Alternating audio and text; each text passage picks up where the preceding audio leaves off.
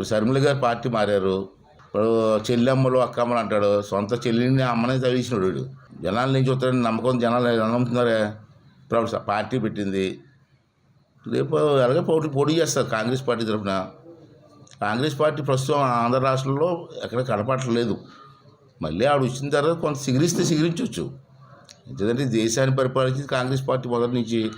అయితే మన రాష్ట్రానికి సోనియా గాంధీ అన్యాయం చేసింది. రాష్ట్రం విడగొట్టింది. తెలంగాణ మనందరూ కలిసి ఉంటే బ్రహ్మాండంగా ఉండేది. విడగొట్టడం వల్ల మనం ఆర్థికంగా దెబ్బతిన్నాం.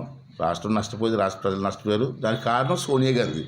ఇంకా మర్చిపోలేదు. కానీ మన సోనియా గాంధీ హైదరాబాద్ వచ్చిన తర్వాత ఒక మాట ఉంది మన ఎన్నికలకు వచ్చినప్పుడు, ఆంధ్ర రాష్ట్రానికి తీరని అన్యాయం చేశాను నేను, పొరపాటు జరిగింది, ఎప్పటికైనా పొరపాటు నేనే సరిదిద్దుకుంటా ఉంది ఆవిడ పెద్ద మనసుతో.